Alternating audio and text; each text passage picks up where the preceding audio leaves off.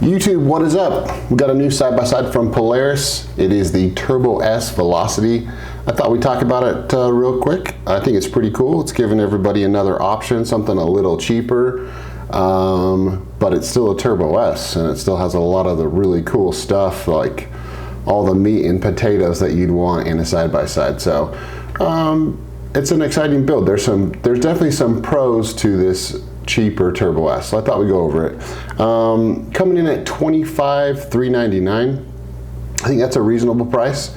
No dynamics, no ride command, a bunch of little things. So let's go over the things that it is missing over your standard Turbo S. Got a little screen share here. I think the new gray color looks awesome, actually. So that's kind of the first thing that it's missing. They didn't do any like custom paint on the arms. Just kind of kept it a little more basic on all the painting, which honestly not a big deal. Not a big deal. So just coming in the black, but this black and like gray silver looks awesome. Check it out on the you can see the difference. So like on this is the regular Turbo S Dynamics, you've got like the full painted front end here, and a couple of different things on it. So they just didn't do the same front fascia on the Turbo S Velocity. So let's go back to that. All right, so let's talk about some of the things that is missing. So on the 2019 Turbo S, they did a really nice curved arm here in the back. I've actually got some to put on, but you'll see here, this is just a nice straight bar on the Turbo S Velocity, and then if you go to the Turbo S, you got this beautiful curved piece, and it is a badass piece, heavy duty piece. So I'm gonna be refreshing my Turbo S, get everything ready for the UTV World Championship, and I got a set of these arms from Polaris, and they are pretty badass. So pretty excited about the curved lower radius rod. It is going to be dope. So that's the first thing that you are missing on the Turbo S Velocity. Not a huge deal. I've ran the other arms for the last year and they have been rock solid. I haven't hit anything and they've worked great, but it is a really cool piece, so that is something that you're missing. So no dynamic suspension. So you're getting the Walker Evans Velocity shocks.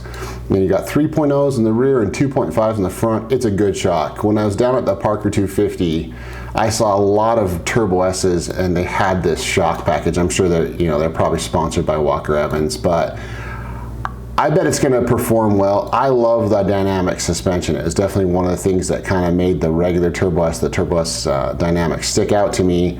And so I really do like it, but I bet I think this is the best shock that Walker Evans makes, and I bet it's going to be pretty awesome. So like I said, I saw a lot of the racers, this is what they were running. So I'm sure they had a tuned set of nice Walker Evans shocks, and their rigs were standing nice and tall, and it looked like a good package. So it might be, I won't even say cheaper, a different suspension packet than the Fox Dynamics. I'm sure Polaris had to pay a good amount to get that dynamic suspension. They don't hand out their latest technology for free. So, that's why there's a price increase. And I love the dynamics. The way they did the software with the suspension is unreal. So it is cool, but I bet this is a good shock, a really good shock. So that's your main difference, is the shock package on it, but really cool. Walker Evans has always made really good stuff. Let's go to the steering wheel. No sparkle steering wheel. Oh, I freaking love the sparkle steering wheel. So that's a tough one for me. I love that steering wheel. They've got their cheaper base steering wheel. So these are the things you are missing. No fangs. So on the front here, you got no fangs. So they kind of dumbed down the lighting a little bit, and then I noticed on the rear to no center light. So yeah, if you see the difference here, you've got your center one on the regular Turbo S, and then you've got your fangs, which I think are pretty cool. But again, not like the huge, that big of a deal, but no fangs. Let's see. So made a list. We went over the arms and the paint. So let's see here. No lower door. So in 2019 they did put a lower door on, which is cool. So you have a full door, so you just have the half door on the Turbo S Velocity, so not that big of a deal. We'll go over some of this stuff here in a second. Ride command, so no ride command. I really like the ride command. The technology in the Turbo S Dynamics is really cool. It's not a must, but it is fun. So it's cool having the GPS, having the rear and front camera, I really liked.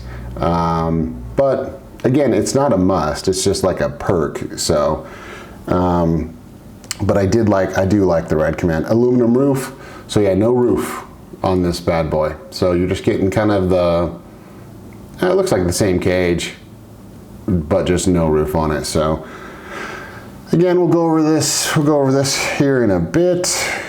Okay, so yeah, it's a stripped down Turbo S, but you're still getting the better clutching, the better cooling, the better clutch box. I think they've got stronger axles that they've revised for 2019 on both Turbo S's.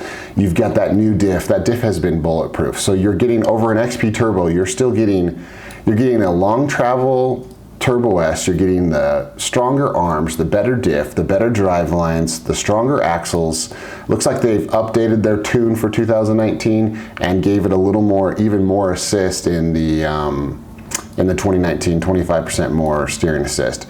And I will say too, that is a big thing. When I put 32-inch tires on my Can-Am, this power steering was struggling. And with the Turbo S, with my 2018 Turbo S, the steering has been amazing. It's been so good. So all their new drivetrain features of the Turbo S are a huge step up from a regular XP.